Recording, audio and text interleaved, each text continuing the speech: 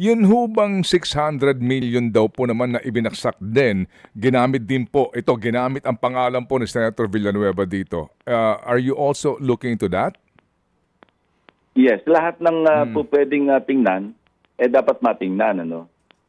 Pasensya na rin sa mga kasama ko kasi kung magtatago tayo at meron tayong pagtatakpan, mawawala ng saysay lahat yung inquiry. Alam mo tayo, ang inquiry namin, in aid of legislation, so mabuti na rin, mabuti na nga, medyo nakipag-ugnayan na ako kahapon kay Mayor Magalong, pati kay Secretary Vince Dizon. Ang hinahabol namin dito, kasi hanggang walang formal complaint, at the very least, yung formal complaint na idadakit do sa ombudsman o kaya ipapile sa DOJ, kasi maraming kaso, yung in-enumerate yung kaso, saksakan ng dami yun Hindi pwede mag-freeze ng account yung AMLAC, yung Anti-Money Laundering Council. Yun ang isang requirement nila, basic requirement. Never mind the information na ipapile ng DOJ o ng ombudsman para makapag-file sa korte, sa husgado. Ang kanilang lang requirement, complaint.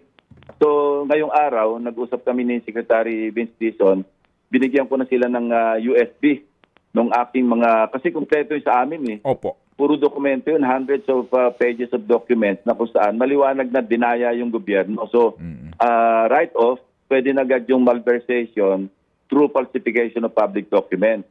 So papasok na sila doon. At saka yung concealing or use of fictitious name, pagpasok sa casino, swak na rin yon.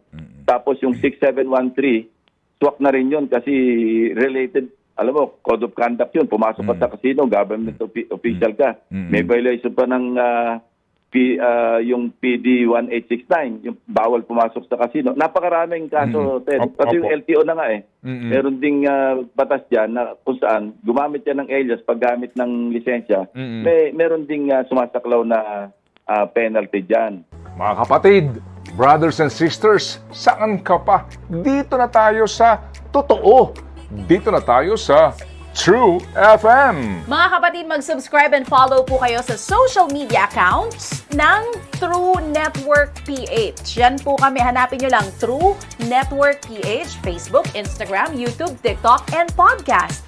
Mapa-Apple or Spotify man yan, mahahanap nyo kami. Lahat ng mga napapanood at napapakinggan nyo po sa programa, nasa social media accounts namin yan. So, paano mga kapatid? See you sa social media!